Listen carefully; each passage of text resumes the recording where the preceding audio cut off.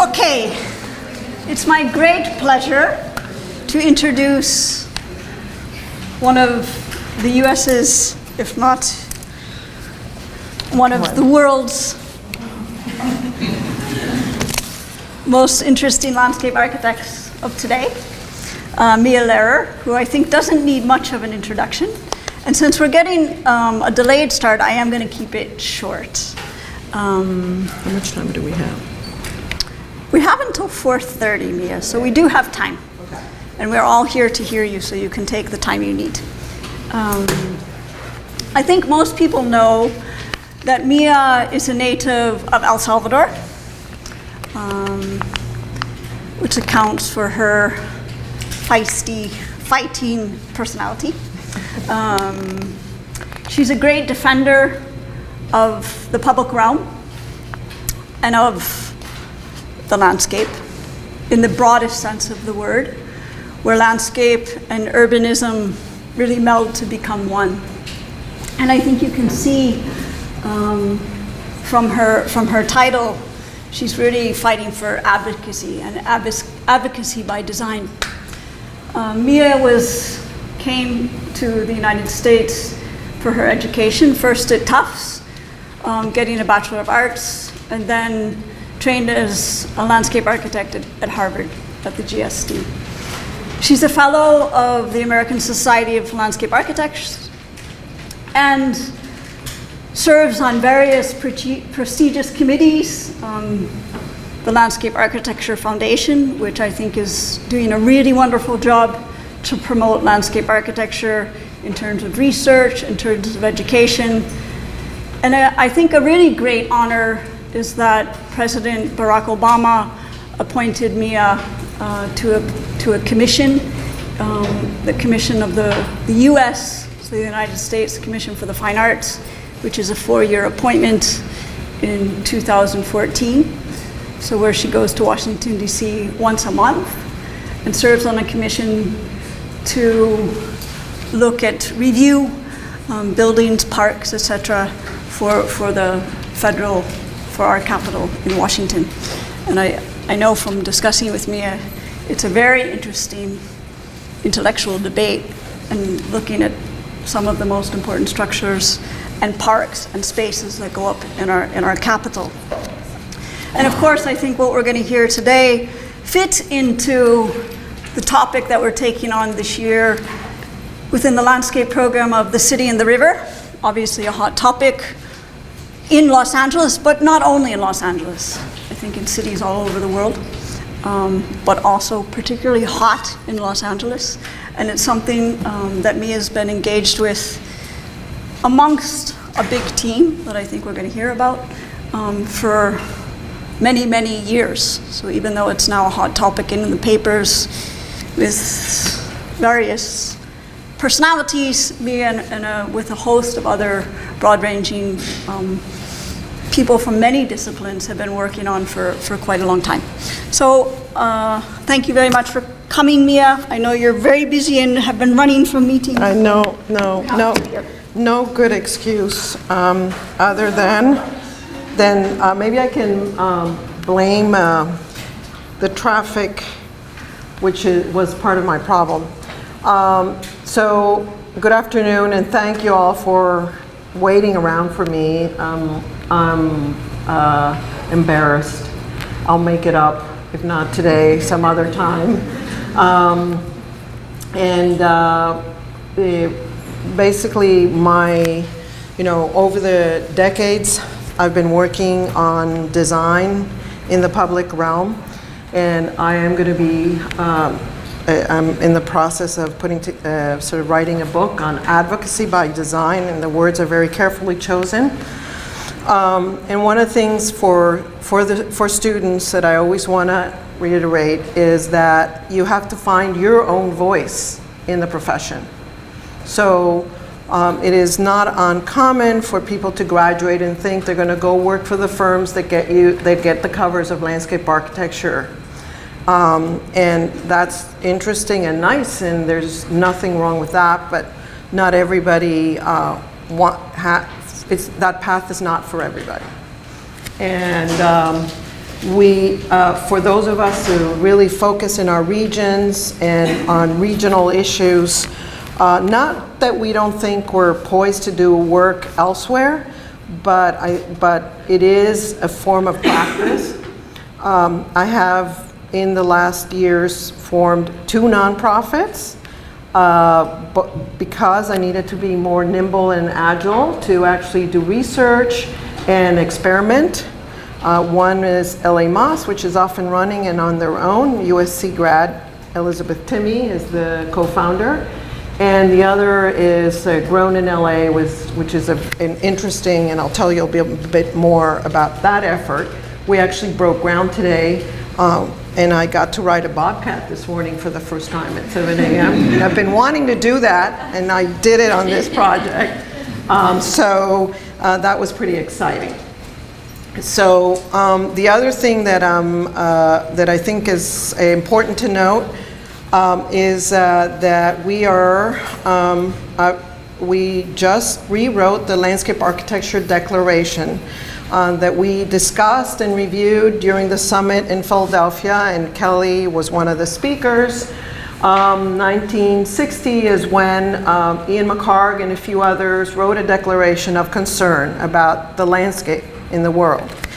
And it actually, landscape architecture. What they didn't mention, and we kind of took an active role in as a team of about 30 of us, is the sense of urgency associated with, obviously, with climate change, but also a sort of racial and other inequalities, as well as just the mention of people in the declaration. So I feel really bad that I forgot to bring that, bring it and discuss it today, but what I will do is send it to Kelly and make sure that it gets disseminated. So our studio, so if anybody doesn't, that original slide was what the river looked like in the 1920s. Our studio is along the river, and it's between 1st and 4th on Mission. We're basically a stone's throw away from the Arts District and what we're now calling the Makers District in the East Bank, on the East Bank close to Boyle Heights. And it is quite wonderful for those of us who have been either teaching or living in Los Angeles, is to see how downtown has grown and matured. And for those of you who are in school today and just arrived in Los Angeles, this is all basically at most an 8-year sort of growth in the city. So again, the East Bank, right across from SciArc, and it used to be a hookah distributor. 5 people working in this space, basically opening boxes, putting them in trucks, and distributing them. And now it's, this was the day where we had the Pecha Kucha and some of the fun program that's been organized by Kelly in our studio, and we have 40 people working here. And we do have, even though there's fire issues, we do have, and I think, oh, I see. And so we have community events, and sometimes we get citations crossing the rail tracks, but we persevere. And here's the new studio. And to talk about the work associated with the river, we need to talk about the California in the urban landscape and ecological context. And of course, this is what happened. The Owens Valley lake water got sort of put, harnessed by a fantastic engineer, as in Mulholland, who brought water to the metropolitan area. And we could be critical now, but in fact, he didn't know any better at the time, and hence we're all here, and these fine institutions like USC exist, and we've grown and thrived, and now we just have to learn how to work better with the environment. And this is what it basically created. It created this incredibly dynamic state the 8th economy in the world. Maybe we will secede next week, I don't know, but it's a possibility. But you know, with Google and Facebook and Disney and YouTube, you know, and ESRI, but you know, we could do okay, sort of, and function independently, I suppose. We're, you know, this population, it's a megalopolis, and we're dealing with, you know, I always like to think that our sphere of influence and whatever we do is really 23 million people, and it goes from south of Ventura, or the Ventura County area, to slightly north of the Orange County area. But you know, in terms of water quality, how we deal with our resources, including air quality, all, you know, and how we deal with food and transportation, we're an interconnected series of communities. And you know, we're a dense urban island that, of course, is much like New York in some ways, except we're only, you know, we're 1,000th dense in the center, and the rest is very dispersed. And I always think that Los Angeles really is more like a series of villages. We are, in fact, 88 cities, with Los Angeles being one of the 88 cities in LA County alone, and 5 counties. But really, you make your own community, and your village doesn't see whether you're in Glendale or you're in Burbank or you're in the Hollywood area. You create your own sort of environment. And it's just sort of, you know, I think it's really important to understand the level of density and the granularity and sort of the richness of this community. The metropolitan area compares to, you know, basically, if you compare it to the city of Sao Paulo, Mexico City, New York City, you can see what goes on here. It's almost the same population, but we're twice as dispersed as New York City. So essentially, we predominantly work as a firm in urban areas. So obviously, all these factors become really important for us. And LA is scheduled to be 40, you know, by 2050, about 40 million people. And again, you can see here in the light green, LA City.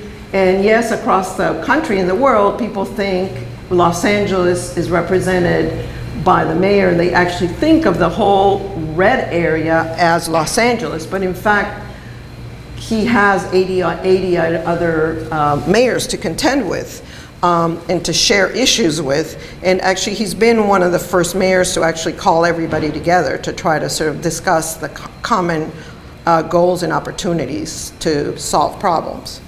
So again, you know, just the jurisdictional complexity is enormous with the 88 cities, and then of course LAUSD and Caltrans and DOT all impacting the work. And of course, on top of that, you have the 5 watersheds. And when I first arrived 2.5 decades ago into work, was working with tree people in a series of workshops, and the management of the watersheds used to be done by county supervisorial districts. So these 5 watersheds were broken up by electoral areas, which now, of course, has totally been changed, and with a tremendous openness on the part of the city family, as we call sanitation and flood control and other departments, to actually start figuring out ways to manage our resources in a more intelligent way. And you know, we are freeways and rivers, and we have managed to hide the rivers and celebrate the freeways. And among the things that's really amazing about this map is this was the red line, 1,100 miles. And guess what we did? We basically erased it. We got rid of all the red lines, and with the Collier-Burns Act of 1947, Federal Aid Highway Act, we built a tremendous, series of freeways. And for a long time, they got us places. So it's half as many miles of freeways even now than what was in the red car in the early 1940s. Again, of course, we are hoping by 2030 to have gone well beyond where we are today with public transportation. And we certainly have in front of USC a sort of the Expo line, which we can all celebrate. And of course, even though there's a drought, and the governor decided last week that maybe there's not a drought because it rained, there is a drought, and we have to start being more intelligent about how we use water, and that impacts any and all of the work associated with the LA River. So LA, described by Banham in his 4 ecologies as a city where, with beaches, flatlands, foothills, and the freeways, it was always interesting to me that, somehow the beauty of the weather was never celebrated. So I would pose to him, if he were alive, that he missed one descriptor, and that was the sky. And it's the blue sky, and how amazing it is that we have it for 358 days a year. And what is really important about this slide is, as we start talking about environmental issues, when Banham was here visiting in the 1950s and early 60s, the sky was basically, there was so much pollution you could barely see the sky. And it turned out that incineration in everybody's backyards and the lack of collection of sort of garbage to basically control, and cars, and the advent of cars, and the fact that there was a lot of pollution coming out of cars had caused a tremendous problem, which we see today in big cities like Beijing and Delhi and others. But California is so forward-thinking and so strong-willed when it comes to environmental laws that they put catalytic converters on cars, and they actually said no more backyard incineration. We're going to collect the garbage and we're going to deal with it in a focused and more controlled way. And this is what we got 25 years later. So my sense is that we were able to solve this, that we can solve our water problems and our river problems and other problems. So with, we've sort of dealt with that issue, and of course on a hazy day, this is what you still get. But and then we always have in California, and some of this presentation is for those of you who are not from California and come from other countries, just to try to understand your own cities or cities that you work in. Is like, well, look at all the stuff that we have to deal with when it comes to systems. We have to deal with earthquakes, we have to deal with drought, we have to deal with fire. Once we're dealing with fire, we're dealing with flood and mud. So, it's gonna get better, but this is the good, bad, and the ugly. And of course, the fragility of our built environment. So, again, associated with all those issues, fire, flood, and sort of the infrastructure that has not been kept up. And then Porter Ranch and the gas leak, which just has added in the last few years, and we heard Ms. Klein speak about this, which was interesting too. Of course, our water comes and travels hundreds and hundreds of miles towards Southern California. We actually, the majority, 80% of the demand is in the south, and 70% of the supplies are in the north. So we have this issue. Is how do we balance the need versus the need demand versus the availability of the water.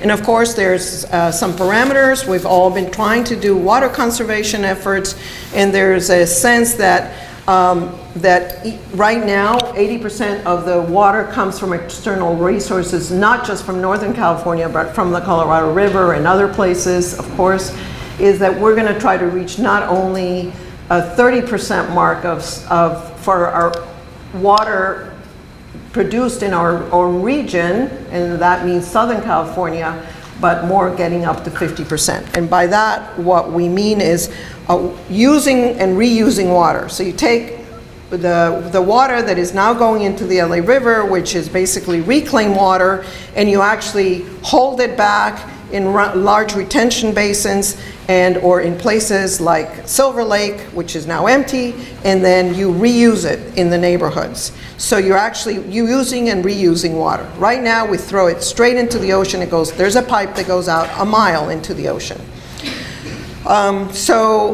Of course, our mayor has produced a sustainability plan and is very active and passionate about the issues associated with water conservation, and in general, sustainability.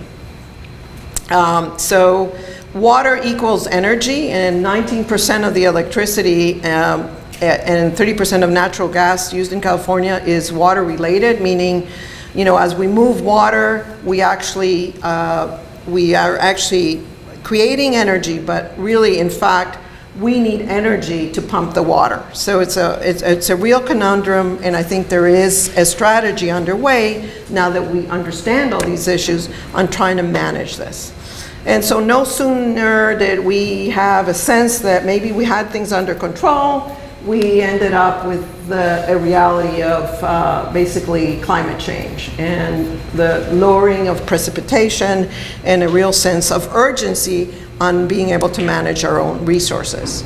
So the importance of going from monoculture of how we do transportation or land use or energy and water, and to actually thinking of a polyculture more, some people call it sponge city, we can call it many things, but how interconnected the systems are and how interconnected both water, energy, and land systems are becoming a really important factor. So on any scale project that we work on, we always try to understand that piece of the puzzle. There is a national group called the U.S. Water Alliance, and they came up with this term, One Water, and with the notion that, basically it's not just water falling from the sky, but it's water that exists everywhere that, that actually we need in many different ways and that we need to reuse. So this graphic was something, so when they describe it in their literature, the whole concept is not very clear. So one of the things that as designers we can offer many agencies is ways of describing a complex concept so you can actually take the show on the road and start working on in a multidisciplinary way to help people understand why think about, for example, our aquifers or the ocean water and the river all being interrelated.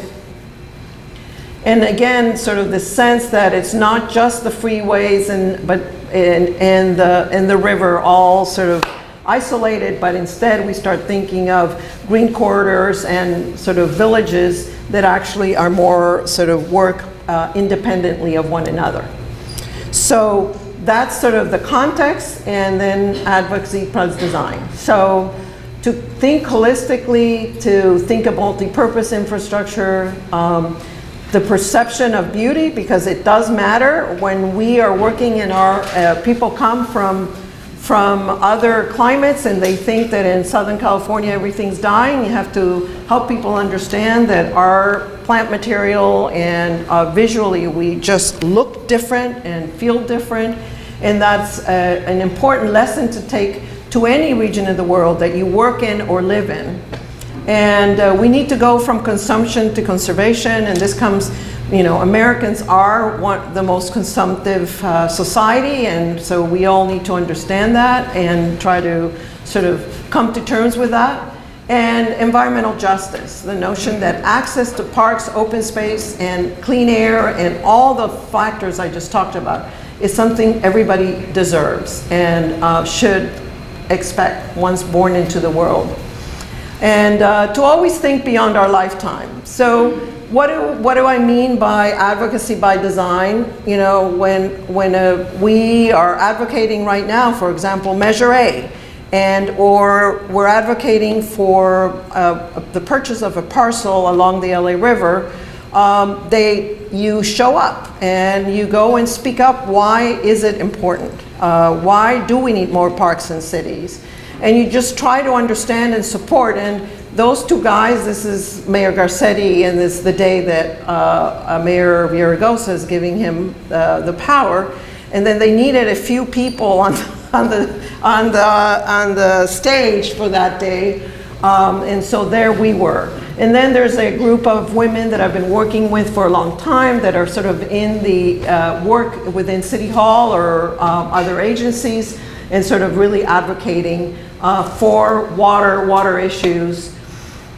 And we've always sort of engaged in the issues of our time. And I have to say that this is one of my first op-ed pieces. And we were talking about Gravelscape, which is there was a company that started advocating through the DWP for water rebates by just putting gravel in 5 plants, and they eventually went away. But now going into the projects.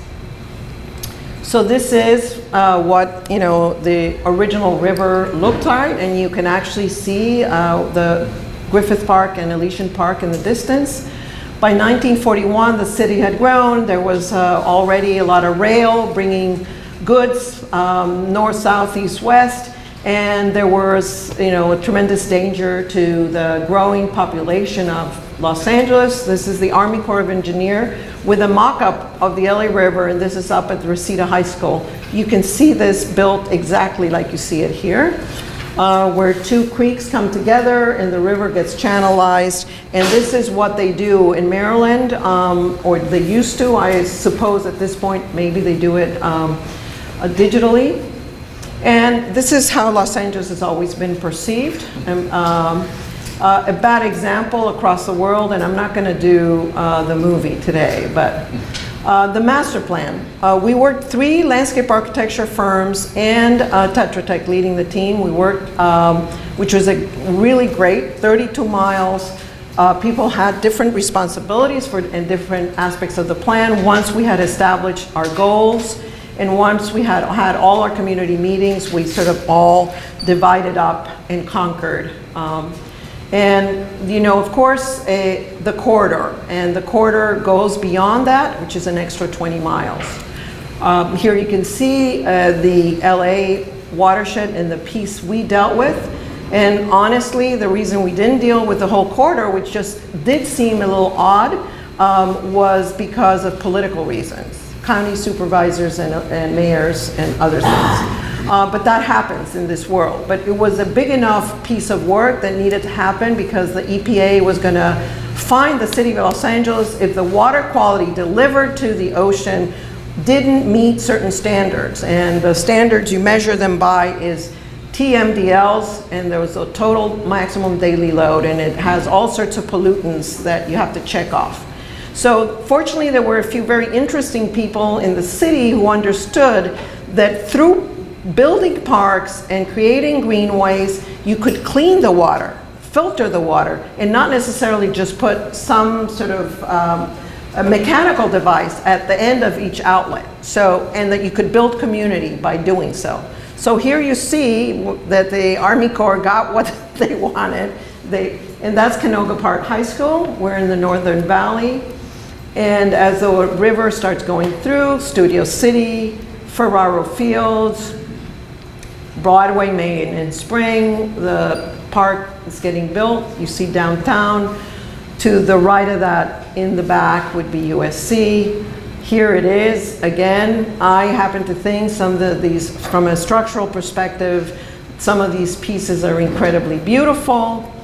And I can understand there's also a lot of properties along the edges of the river that are owned by different agencies in the city and the county that actually are used in this case for recycling from the city of Los Angeles, right along the river where Bell Creek comes in.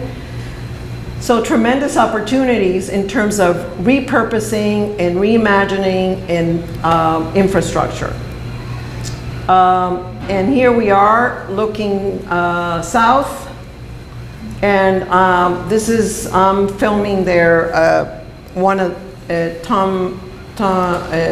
one of our councilmen going into the water at 6th Street Bridge, and you can see the lower channel there. So that lower channel is actually quite deep. It's about 7 feet deep and about 10 feet wide, and that's always filled.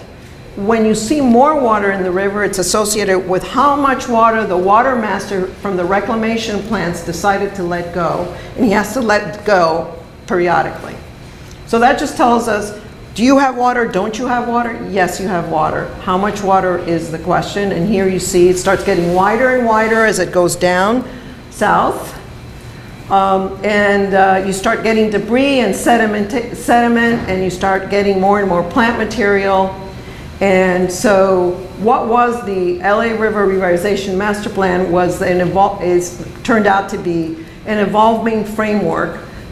It was approved in 2007 by the City Council unanimously, and there's more to it than that. So beyond that plan, then we also worked with the Army Corps of Engineers on an ecosystem restoration study, which is the next step to take a study to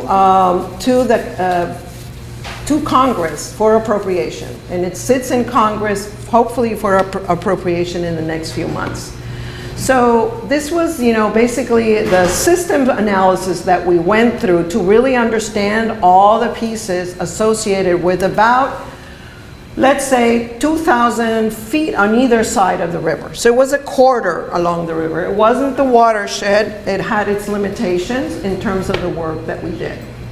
And what the goals were to basically address flooding and water issues, but also to improve the identity of the space and to really help celebrate its existence through public art or activities. To connect the neighborhoods was really, really important. So it wasn't just greening the neighborhoods, and you see the terminology we were using 10 years ago is probably much more evolved now. We were saying green the neighborhoods, now you would use, basically green infrastructure as terminology. And what we're connecting east, west, north, south as we reimagined this crazy piece of infrastructure that had to have more benefits than just carrying water and protecting us from flooding, which is what it did. So improving the quality of life, and then sort of creating sort of this sense of focus and moving us north-south and east-west across the way, while also improving, of course, habitat and allowing us to percolate water into the groundwater table, if nothing else. So this is sort of, when we did the plan, this is the final sort of document which was meant to emulate other sort of green infrastructure plans that existed. But we really took on we called it the fire us scheme because we weren't hired to do the whole watershed, but it was accepted as part of the document. Let's put it that way. And again, 184 community meetings and about 100 stakeholder meetings. And the difference between stakeholder meetings and community meetings is that stakeholder meetings meant that it was basically people at the agency level. So if you wanted to change how people thought about the river and the opportunities that the river presented, you needed to make sure that planning directors and the heads of stormwater management agencies and the lead urban designers in different agencies all were coming to the meetings to discuss and to discuss precedents. Of course, precedents, and we did a number of trips to other parts of the country to help a lot of these sort of managers from different agencies to speak to managers in other cities, whether it was in Denver or in Dallas or in Chicago, of how they had gone about sort of addressing these projects, their projects. By the time we had our those series of meetings in 2000 and end of 2005, early 2006, there was a lot of nonprofit groups that had already formed, and they were very educated about the possibilities. So whether it's a Friend of the LA River or Heal the Bay or Tree People, they would come and force to the meetings.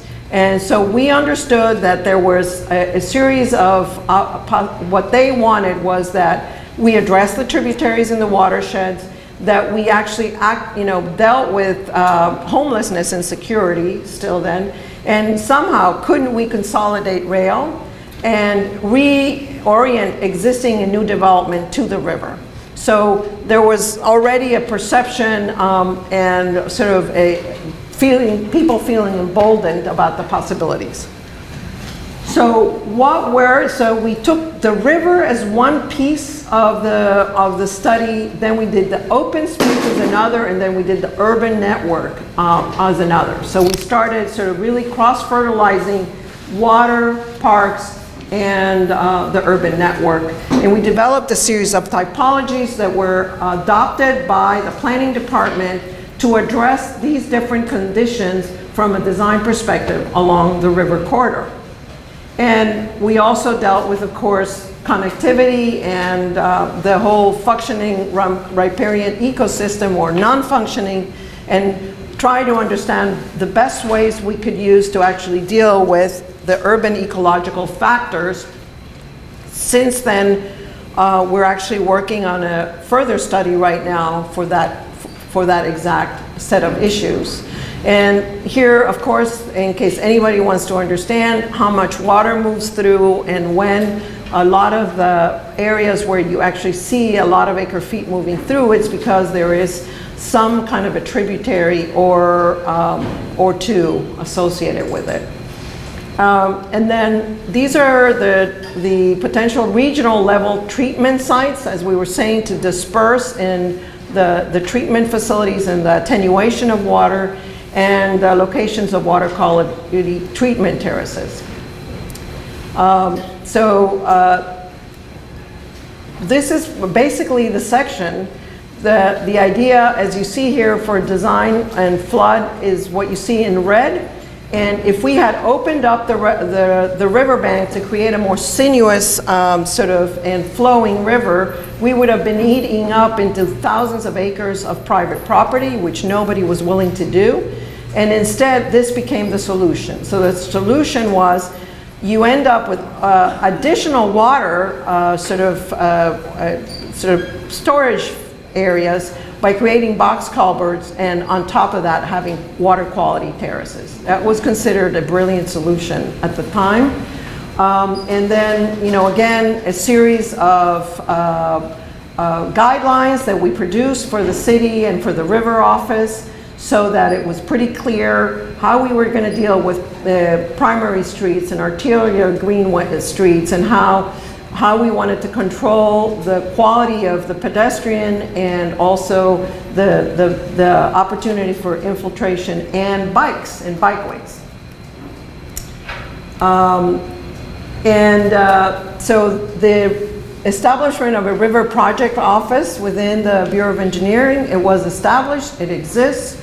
And now there's a second one within the mayor's office in City Hall, always trying to promote and push the agenda for the river, making sure that bonds, as they're being written, allocate money for water and water restoration projects.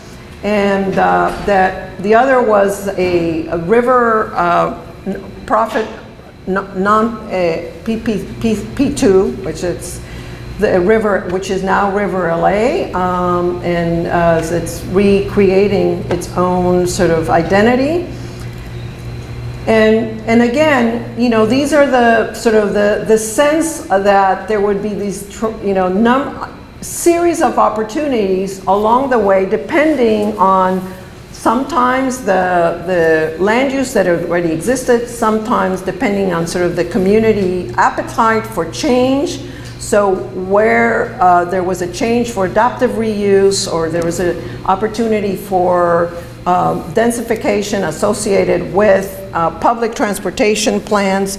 We started kind of going through all the possibilities that existed to try to help people understand that it wasn't a one-size-fit-all in the 32 miles, that each of these villages I was describing originally had different kinds of opportunities and strategies, and that you had to start becoming more in tune, if you only cared about where you live, what it is about your neighborhood that you could aspire to actually get involved with.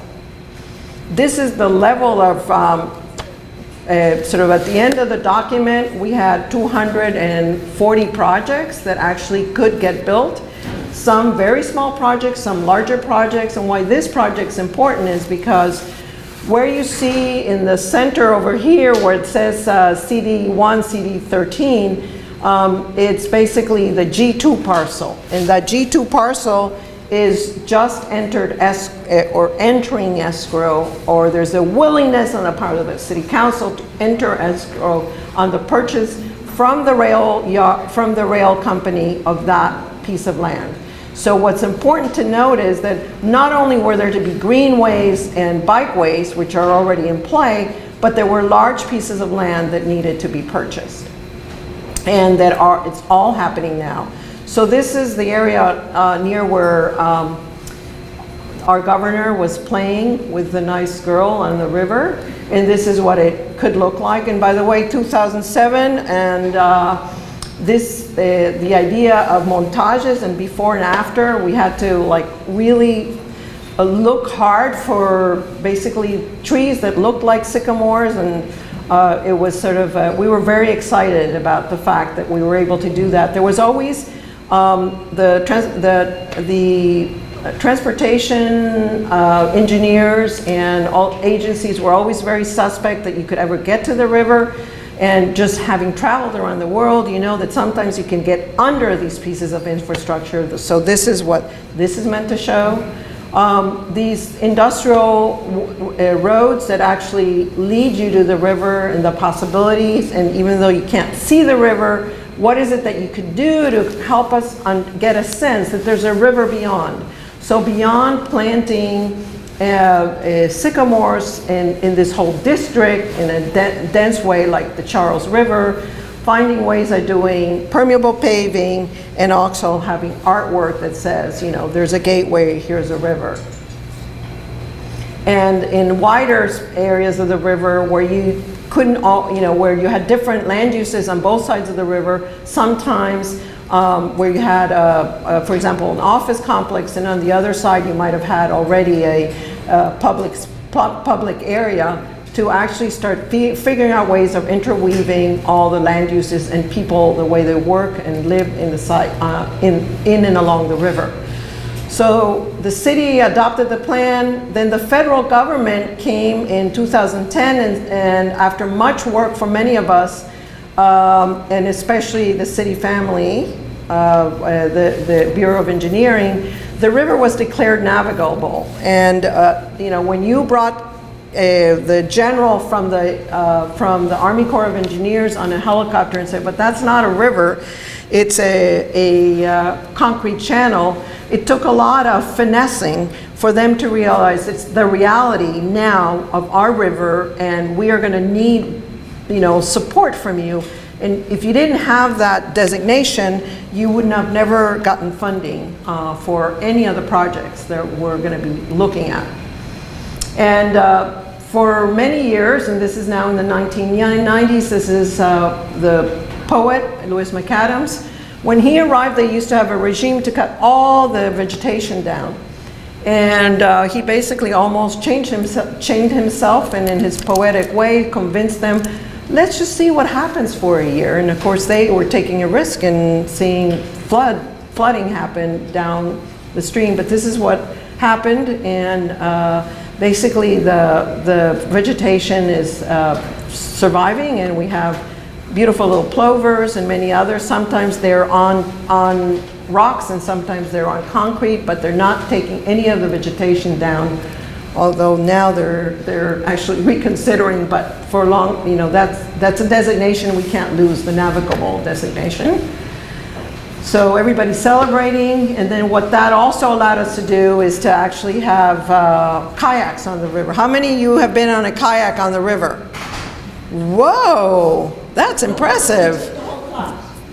You took the whole class? Yeah, some of them wonder why, but we took the whole class. Well, I hope. I mean, it's pretty awesome. It's just, I get very excited by it, and of course, it's awesome. Now there's 3 companies and more coming. And here, I was once there with a fellow who just caught a carp, and that was only last year. And he comes every weekend and goes back to MacArthur Park with his carp or 2, and then has a nice barbecue at the end of the day. And he's been doing it for many years, and somehow the water has not affected him. And here we have one of the. In 2014, we finished a part of a greenway in Studio City. So we've done about 7 miles of bikeways, and now going on to 12 more. And so here you see so when you start seeing your typologies, sort of that the city adopts, and then funding that starts coming through, and maybe this is not the sexiest project to have on the cover of a magazine, but it's really satisfying. When you're there on the opening and the mayor decides to take the bike, and you see some of the sort of low-tech, low-impact projects that have gotten built to really bring access and bring people down to the river. And here you see we developed this interpretive model here, and so that's appearing everywhere along the river.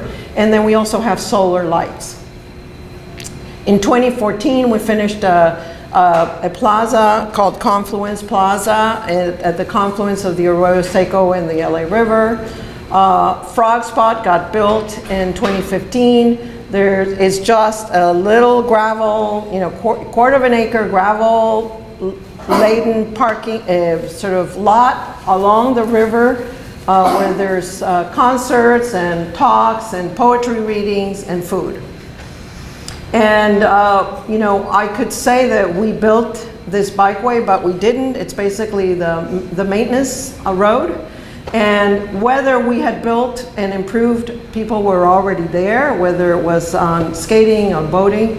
But what we see today, which is associated also 10 years later, sort of this people coming down to the river, enjoying the river, and it doesn't take much. In terms of social media, there could be an Earth Day sort of barbecue on sort of notice, and thousands of people show up. We also worked with the HUD, the Department of Housing, on what was called the placemaking plan, Northeast LA. So you get from the big picture to granular pieces. This was the 5 communities, Frogtown, Atwater, Lincoln Heights, and 5 communities along the river in the center of the river near Elysian Park. And we did a series of workshops to help people understand the issues of gentrification and densification, but also helping people understand urban design, architecture. And we went on a series of walks, bike rides, and also on a day when it was raining a lot, we took a bus so people understood why certain things had to be changed. And out of that came a plan that is slowly getting implemented by the planning department. So, these are the kinds, to make people feel like they're a part of a significant effort. Making sure that photos are taken of everybody who comes, and they always get cataloged in the document. We then started again. Then we did another effort, which was associated with the upper reaches of the river, which we called the bends. And in those areas, again, really putting the project through the filter of water, habitat, connectivity, identity, food, land use, economy, culture, education, and energy and resources. And we started looking at these neighborhoods, and quite frankly, we just also gotten some really fun equipment so we could do models. And we were working with a fluvial geomorphologist, and we were saying, okay, other people are doing projects along the river that we don't know what they are. Why can't we actually do our own little explorations ourselves? So here, for example, you see that this is the bend, and what you see in the center where it moves is Griffith Park, and I'll start showing you. So that's in that sort of little, in that center. So we started looking at sort of all the layers in this area of focus, which was also in red is the area of focus called the Ecosystem Restoration Study, which is part of the $1 billion funding stream that might be coming forward. So these are some of the historic rivers and streams. It's kind of interesting to see, obviously because of the topography, the river never let itself be straightened out in the area by Griffith Park. But this is what it looks like today. And the stormwater outfalls and the treatment plants. And of course, nowadays, really important to us is finding ways to actually percolate and get down to the groundwater table and start really pumping and reusing water as much as possible. Something I've been sort of, I think is much more critical and is sort of a revelation for many of the sort of engineers today that is a strategy. Transportation, and it was amazing to see how many of the areas we were looking, how many areas along the river are now serviced by bus lines or rail lines or bike lanes. So it was great to see. The piggyback yard is basically a rail facility. We worked as a team.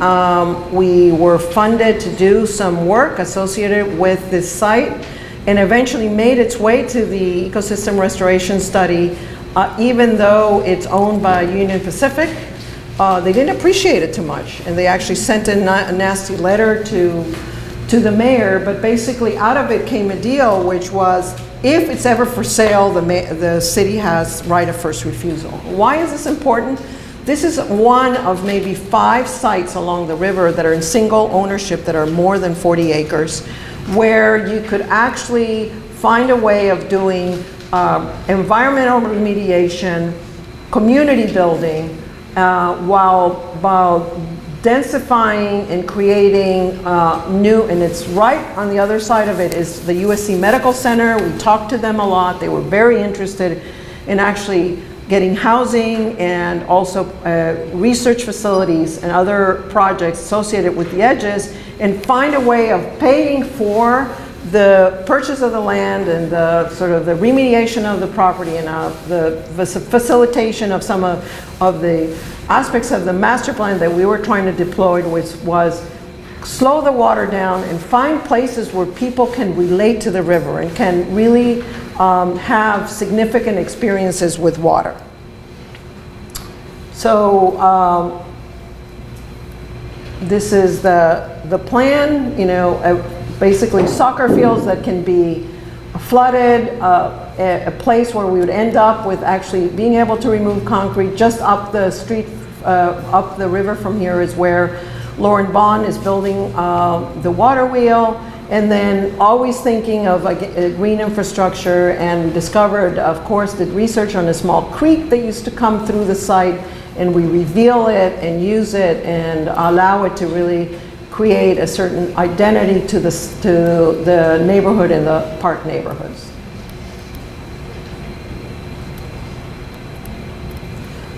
We did a competition further down the river associated with the Clean Tech Corridor. That was a competition that was run by by SciArc, and we won first place. And out of it, I think, came the Lacrette's incubator project. Not just our work, but more than anything, the way SciArc as a academy was getting involved in that neighborhood. And then for Union Station Master Plan, so we all know that transportation is really kind of growing and maturing in our region, and people, and the small but beautiful Union Station cannot really hold all the sort of movement. So the notion of actually creating a much bigger facility, growing the tracks, eventually buying the site, all came as a result of the master plan. So they bought the larger site, Metro did. And when we first started the project, we kept on saying, you know, it's only a stone's throw away from the river. Why don't we incorporate sort of a river strategy associated with this larger intervention? And it was after a year of, you know, basically banging our hands on the table and saying, the river's right there, we should take advantage. There's going to be money for water and water conservation issues and parks. Let's just sort of start thinking of things in a more related way. And that's what led to this basically image with the river peaking in the distance. So this was the plan, and you know how we started looking at all the different activities and programming that could happen on the site as the front became more of a sort of outdoor sort of public face to the community and related to Olvera Street. In the back becomes more the transportation corridor.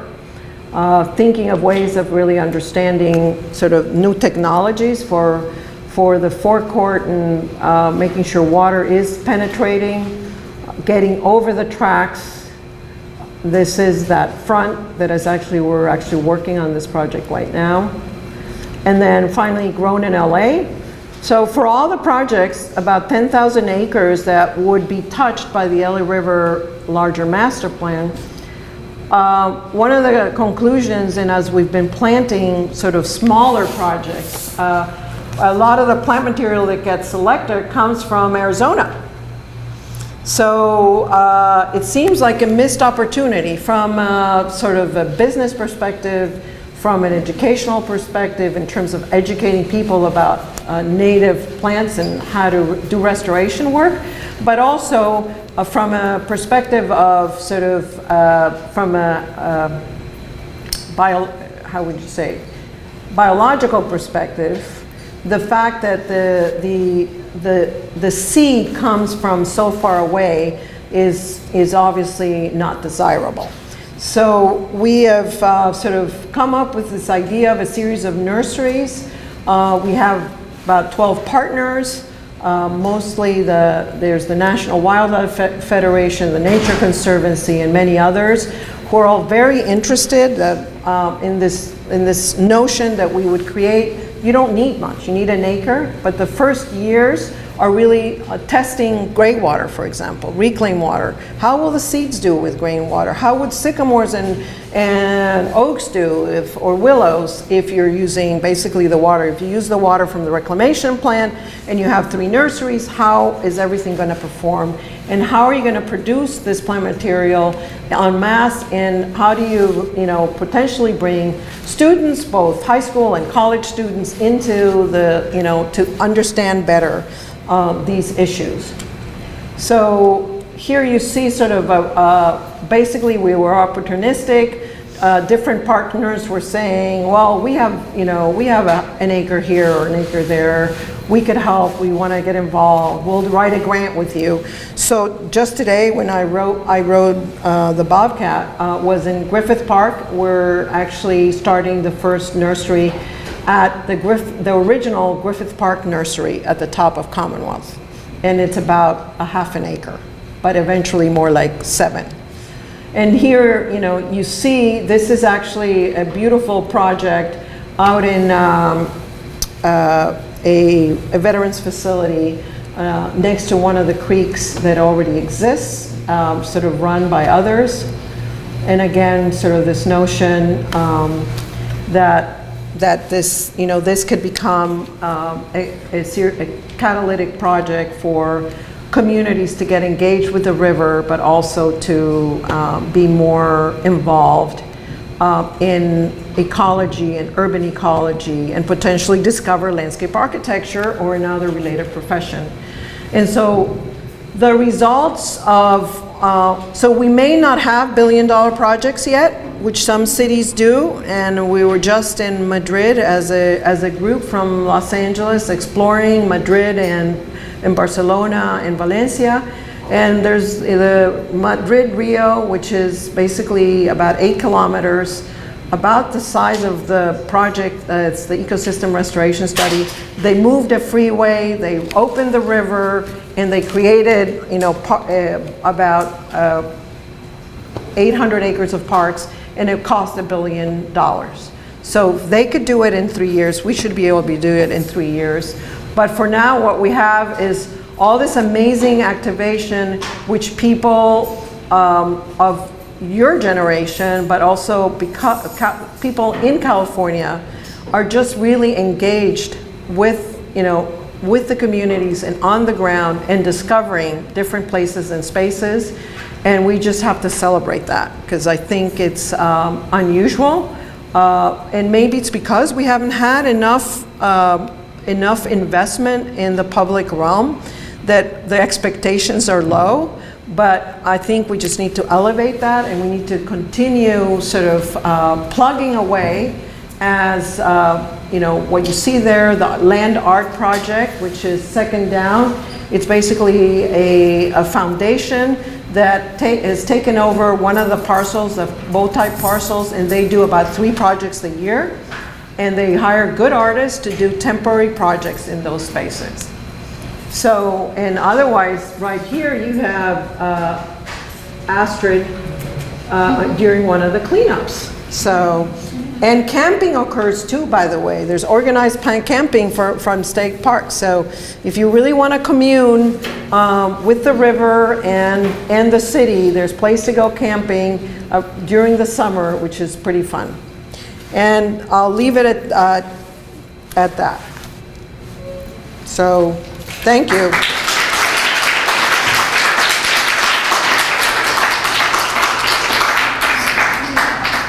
Huh? Yes, I was hoping that we could, you know, have a conversation. So, if there are some questions, it would be great if we could have some time. We'd up to half an hour for your questions. And the students have been reading a lot about the river. Uh-huh. They have been on, they watched Rock the Boat. They watched Rock the Boat. And they've been on the river, kayaking as part of the City of the River. Great. They are prepared. Excellent. So I'll start again. How does the Frank Gehry plan work into all of this? If you can describe that. I have to work. Should I bring my Frank Gehry hat out of down here? Okay. Make LA great again or something. I don't know. Well, first of all, since we don't know what he's doing. Right. I was thinking if you don't know, no one knows. Well, I kind of know, but but it, you know, because it's ebbed and flowed, it's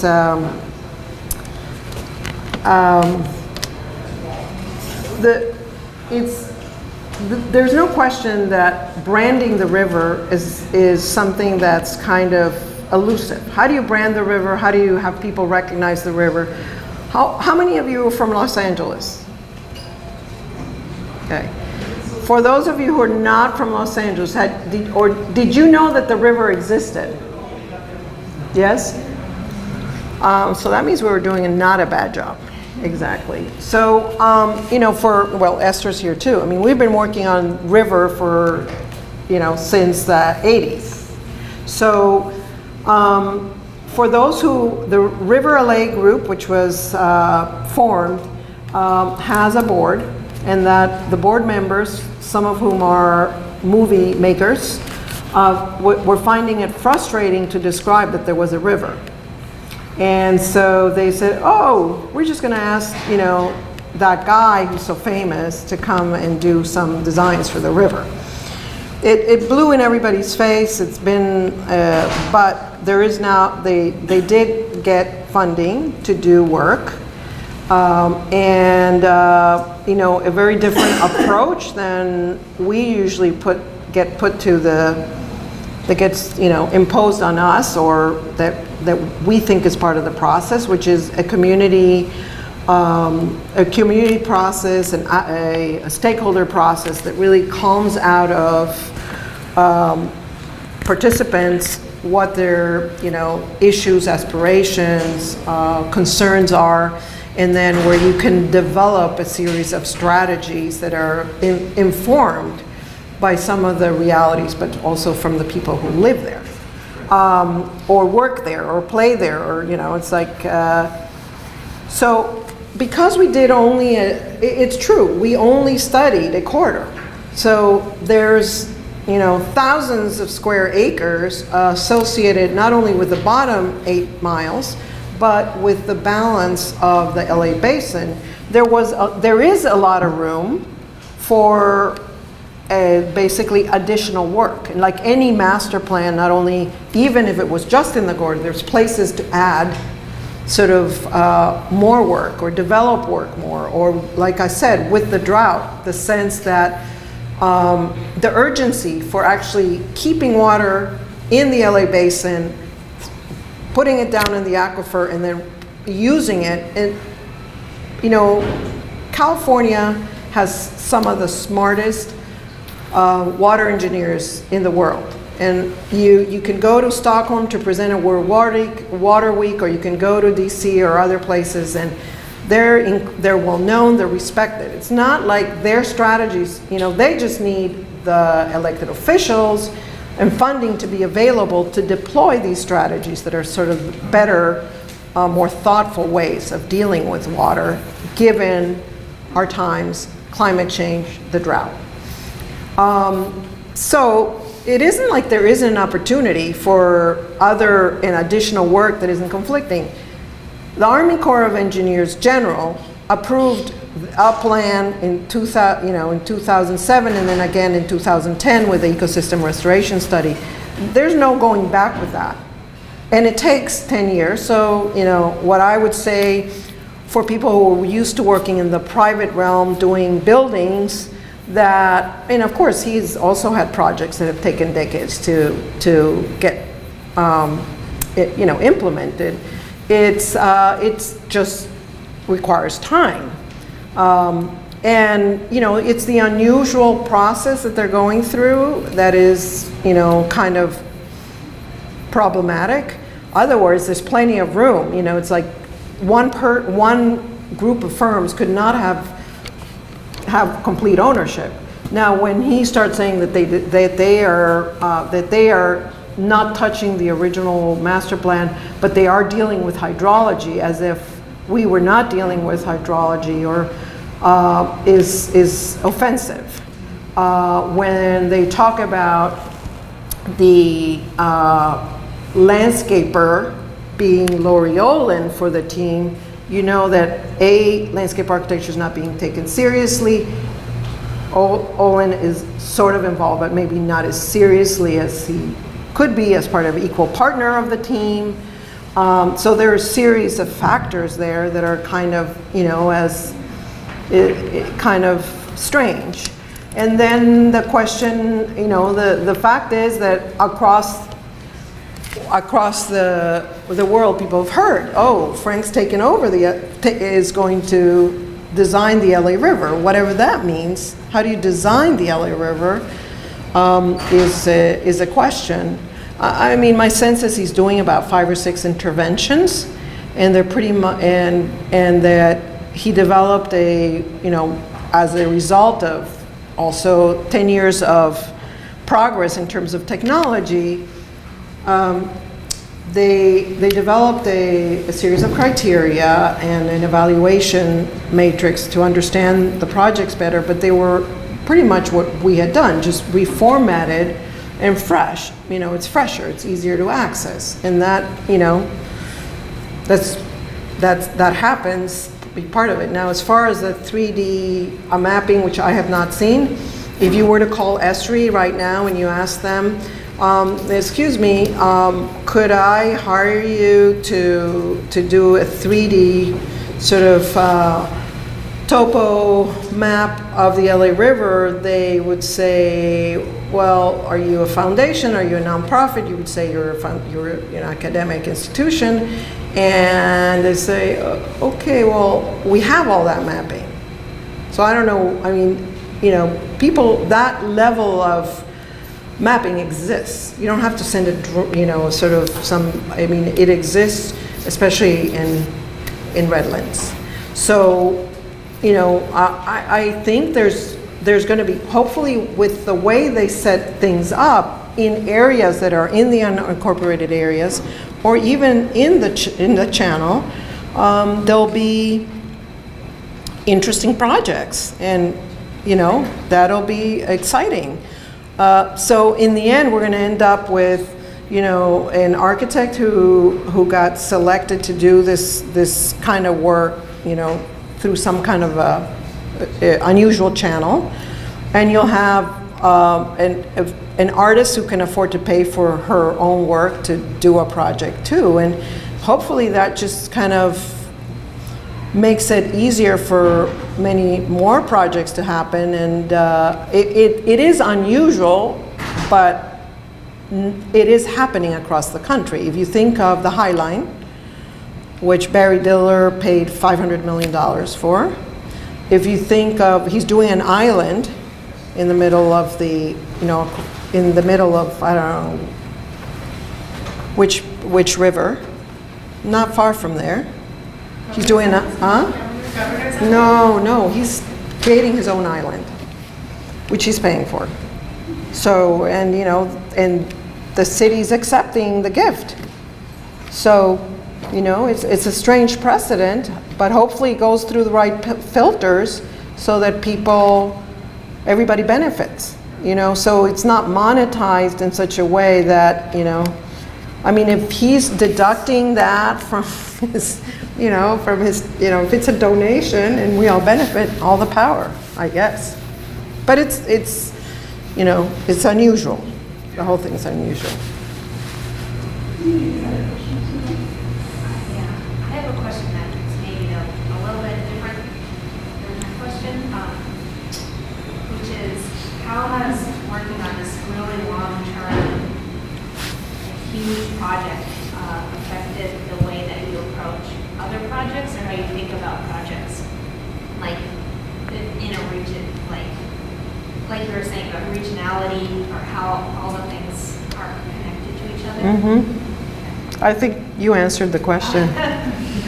No, I mean, you know, basically you don't get paid for every minute that you're working on these projects. You know, you're learning. I mean, you're learning about the issues, and it feeds your next project, right? So I'm working on I mean, this is a funny sort of parallel, but we're working on the Queen Mary, which is about 50 acres of asphalt. And it's right like half a mile from where the river dumps.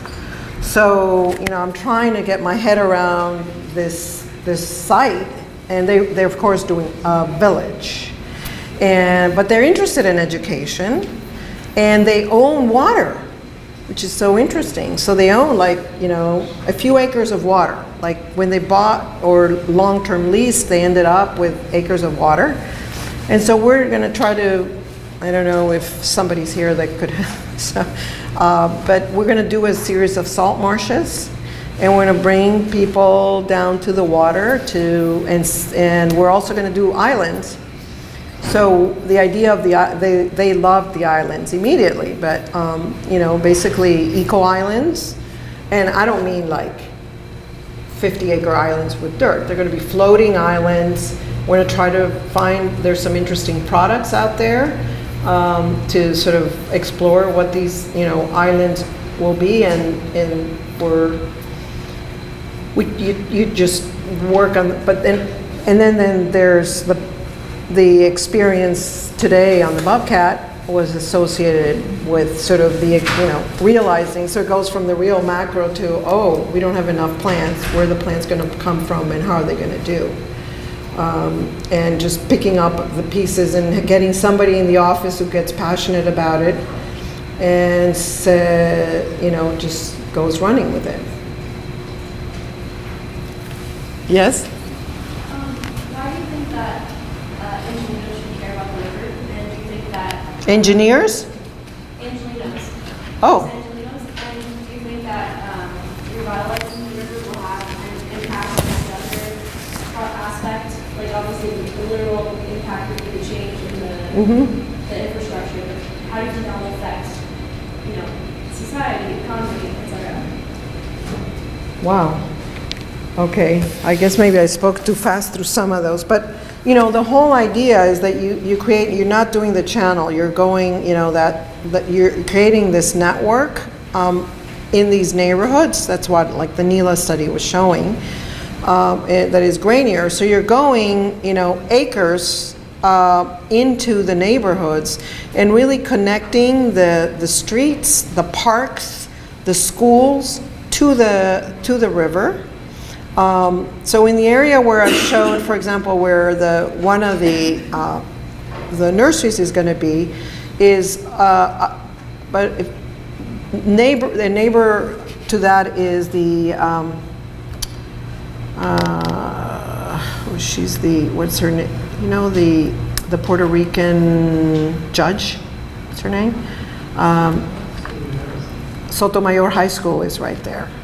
And they have an environmental program, and the kids are scheduled to start working on the nursery.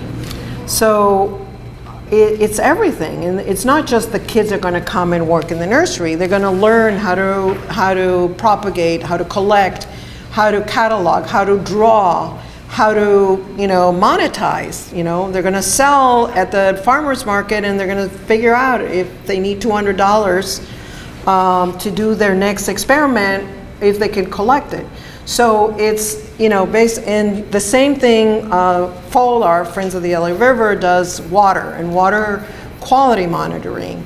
And they work with about 10 high schools, and they go collect water and they do water quality monitoring. The idea would be not only that these kids know now that I'm fairly safe going into the water, but that they might understand what it's like to get an engineering degree and be associated with water issues. And, organically and, no matter, basically those neighborhoods are growing and densifying no matter what, because people are looking to live closer to where they live, where they work, and where there's public transportation. So the Gold Line, let's say, over where the Arroyo Seco and coming into Pasadena and out, many, just you see those neighborhoods, they're growing and maturing. So it's important because it gives a life to a community, it gives it an identity, it gives it, but it also starts connecting the city, and it has more reason to be. So if in the past this sort of structure was based on freeways, which are above where we are, and in this generation it'll be the river and all these streets and all these tributaries that connect you to the ground, then you're revealing this infrastructure that people didn't relate to before, and that makes a difference. It helps you make a decision on how to design and why. Some of you were in the studio where we did Bayona, where Bayona Creek is, and La Cienega.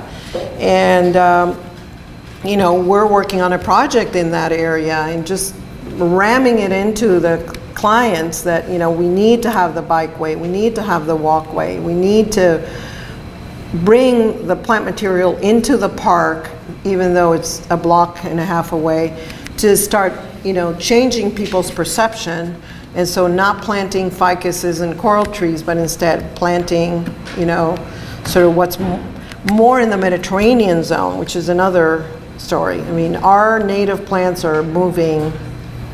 We're getting sort of the Sonoran Desert up towards California, basically. Did I answer the question? Yes. I have 2 grandchildren who are growing up in LA River adjacent. So today there was a big spill on the 5 freeway.